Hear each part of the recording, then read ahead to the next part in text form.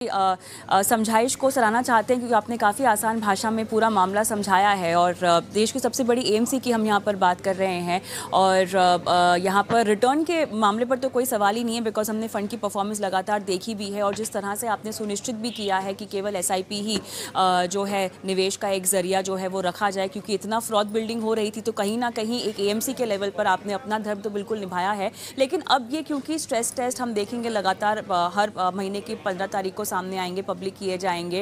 हालांकि आपने बताया कि किस तरह से लिक्विड और लिक्विड स्टॉक्स का एक जमावड़ा होता है पूरे स्टॉक पोर्टफोलियो में और आपकी क्या रणनीति है। क्या इस स्ट्रेस टेस्ट के रिजल्ट के बाद आप अपनी रणनीति में कोई बदलाव लाने की कोशिश करेंगे आने वाले वक्त में सर? नहीं, बिल्कुल नहीं, बल्कि हम ये सुनिश्चित करेंगे कि जब इसके बाद दोबारा स्ट्रेस टेस्ट किया जाए, उसके फॉर्मूले में जो हम बात कर रहे हैं कैश की, निफ्टी फ्यूचर की या money coming through SIP route every month, इन चीज़ों को भी साथ में देखा जाए कि कितना लिक्विडिटी किसी फंड के पास है। इसको जब इवॉल्व करेंगे, इसको और अच्छा बनाएंगे कि because we are very confident कि हमें कभी कोई प्रॉब्लम होएगी नहीं because the kind of companies we are holding in our stocks. Illiquidity problem तो देखो पूरी मार्केट में है। आज की डेट में आईटीसी जैसा फंड, सॉरी स्टॉक, जब उनके जो पेरेंट है उन्होंने 5% उसको ऑफलोड करना था, उनको भी ब्लॉक डील करनी पड़ी। और ब्लॉक डील उन्होंने लेके आए थे कि हम 5% तक शायद डिस्काउंट दे सकते हैं कि ये मार्केट में भावना थी। परंतु 1 घंटे में 5% स्टॉक 1 घंटे के अंदर 1% डिस्काउंट पे बिक गया उनका। क्योंकि there are so many buyers today, we have so much demand in the market. If there are good companies, there's a stock which is doing very the company is doing very good business. There are so many buyers for that stock. Not necessarily that the stock is being sold in the market, but it is available. We are very sure that we can create liquidity at any point of time if this need so arises. And ये भी बता देता हूँ ऐसा समय आएगा ही नहीं, इतना ज्यादा हमारा ब्रॉड बेस्ड है। 25 लाख इन्वेस्टर 25,000 करोड़ में, आप अंदाजा लगा लीजिए कि 2.5 लाख जो 660 करोड़ की अगर मैं एसआईपी बुक की बात कर रहा हूँ और 2.3 लाख इन्वेस्टर्स हैं, तो SIP size is not also not in lakhs, it is just 2.3 thousand rupees. 2300 रुपए की एसआईपी एवरेज साइज है। उसमें कुछ हो सकता है 10,000 20,000 की भी हो, कुछ हो सकता है 1,000 रुपए की एसआईपी भी हो। तो 23 लाख एसआईपी से 6,500 करोड़ हर महीने आना, कैश मेंटेन करके रखना, निफ्टी फ्यूचर में थोड़ा हेज करके रखना कोई पर्टिकुलर उसको देखने के लिए, तो इसके लिए हमें कोई इस तरह की कोई चिंता लगती नहीं है कि हमें कुछ करना पड़ेगा। परंतु फिर भी we will always be there looking at the things proactively.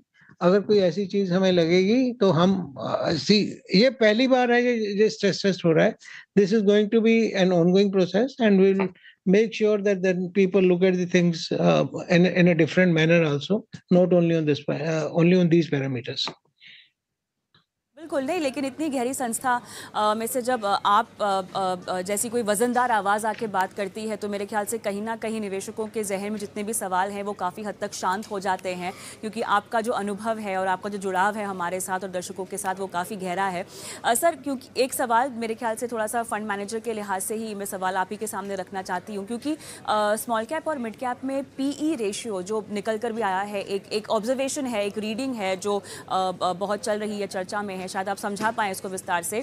तो मिड कैप में हम देख रहे हैं जो स्टॉक्स हैं उनकी जो एवरेज पीई निकल के आ रही है वो 21 से 62 तक जा रही है। स्मॉल कैप की बात करें तो 18 से लगभग 48 तक जा रही है।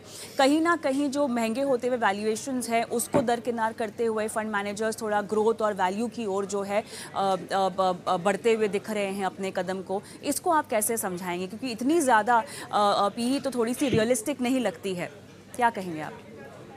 देखिए उसमें क्या है कि there is another factor in the market which is demand and supply. मैं अपनी बात नहीं कर रहा हूँ, अपने फंड हाउस की बात नहीं कर रहा हूँ, परंतु ये है कि जब उस कैटेगरी में पैसा आ रहा है जो कि एक सेबी के लिए भी या एमपी के लिए भी एक एक चिंता का विषय था कि बहुत ज्यादा पैसा इस कैटेगरी में आ रहा है और उसकी वजह से पी जो है जब उन्हीं स्टॉक्स के खरीदते रहेंगे तो नेचुरली जो पी रेशियो जो है ऊपर जाएगी जाएगी। जब हायर रेट पे लेते हैं तो P is a function of what is the price and what is the earning of that particular stock. Earning of course बहुत अच्छे से बढ़ रही हैं, और अर्निंग जो अभी डाटा भी आ रहे हैं बहुत अच्छे आ रहे हैं, परंतु वो अलाइनमेंट पूरा नहीं है। मैं बिल्कुल इसके साथ सहमत हूँ। परंतु एक बात और भी है कि जितने भी बढ़िया स्टॉक्स होते हैं उनकी पी ज्यादा होती है, क्योंकि हर एक व्यक्ति, हर एक फंड मैनेजर जब लंबे समय के लिए पैसा लगाता है तो उसको ये लगता है कि अगर मैं आज हायर पी पे ले भी लूंगा तो मैं उसको लेना चाहूंगा, क्योंकि मैं इसको 10 साल रखने वाला हूँ। अगले 20 साल तक मैं इस फंड को, इस स्टॉक को छेड़ने वाला नहीं हूँ। तो पी तो over the period of time align हो जाएंगी, परंतु हो सकता है कि कल को मेरे को ये स्टॉक ना मिले।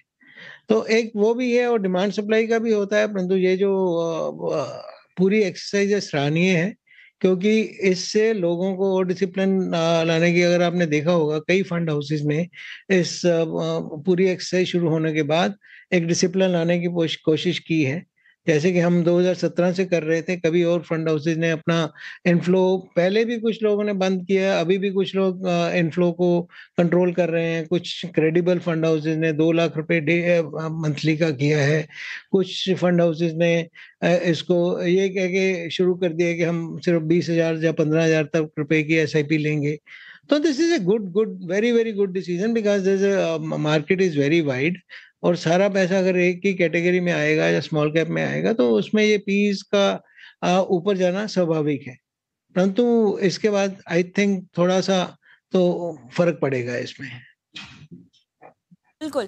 अब जैसे कि हम लगातार दर्शकों को भी समझा रहे हैं कि जो स्ट्रेस टेस्ट के नतीजे हैं वो एक हाइपोथेटिकल सिचुएशन को ध्यान में रखकर कराया गया टेस्ट है, जिसके नतीजे पब्लिक किए गए हैं। और इस स्ट्रेस टेस्ट के नतीजों को आप उस बात का बेस ना बनाएं जहां पर आप एक फंड से निकलने या उसमें प्रवेश करने का फैसला लें। टीपी सर, आप कैसे इस बात को और समझा पाएं बेहतर तरीके से हमारे नहीं, दर्शकों को? मैं बिल्कुल सही है, जो लोग एसआईपी कर रहे हैं उनको एसआईपी करते रहना चाहिए। जो बिल्कुल। किसी को अगर पैसे की जरूरत है, प्रॉफिट बुक करना चाहे तो बिल्कुल करके देखना चाहिए उसको। इसमें कोई दो राय नहीं है। परंतु आज की डेट में जो हमारे देश की स्थिति है, everybody is so so confident about India. तो हम चलो अपने फंड्स की तो बात कर लेंगे, परंतु ये जो बाहर के देशों से पैसा आ रहा है हिंदुस्तान में, वो भी इंडियन स्टॉक्स में ही लग रहा है। हम ये नहीं चाहते एज ए फंड हाउस और as an industry, we will never like that the creamy layer goes to the foreigners and the skimmed milk remains for Indian investor. We will always want the creamy layer to be with the Indian investors, and that is the basic this thing. And वही काम हम करते हैं कि अपने funds में research को पूरा ध्यान रखते हुए रिसर्च पूरा कंपनीज की जाए, and we should be the first mover rather than the foreign. It's not that we are trying to से कि बाहर का पैसा इंडिया में नहीं आना चाहिए, बिल्कुल दैट इज वेलकम। वो हमारी कंट्री में हमारी मार्केट को और स्ट्रेंथ देता है। परंतु ये सोचना कि भाई नहीं नहीं अभी मार्केट बहुत महंगी हो गई है, ठीक है, बिल्कुल एक मुफ्त पैसा लगाना ठीक नहीं है। बट स्टैगर्ड वे में मार्केट में बने रहना ही एक ठीक रहेगा, क्योंकि जैसा कि लग रहा है कि पॉलिटिकल सर्टेनिटी है, और जो जो भी पॉलिसीज हैं वो कंटिन्यू रहेंगी। तो मेरे ख्याल में इलेक्शन के बाद अगर सब कुछ वैसे ही हो रहा है जैसे सोचा जा रहा है, तो शायद बहुत ज्यादा पैसा इंडिया में आएगा और मार्केट में भी बहुत पैसा बढ़ेगा। परंतु फिर भी अपने रिस्क एपेटाइट के हिसाब से मेरा संदेश यही होगा, आप बने रहें, पैनिक में पैसा मत निकालें। अगर आपको जरूरत है तो जरूर पैसा निकालें।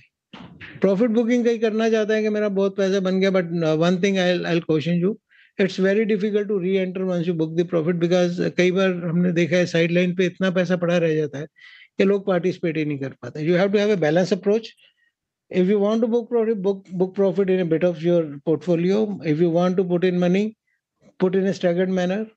मार्केट में रहना बहुत जरूरी है, मार्केट में बने रहना बहुत जरूरी है। आप 100% रहना चाहते हो या 25% रहना चाहते हो, वो आपके रिस्क एपेटाइट और आपके लिक्विडिटी पोजीशन पे डिपेंड करता है। मतलब मार्केट तो लंबे समय में तो इक्विटी मार्केट ही रिटर्न देने वाली है।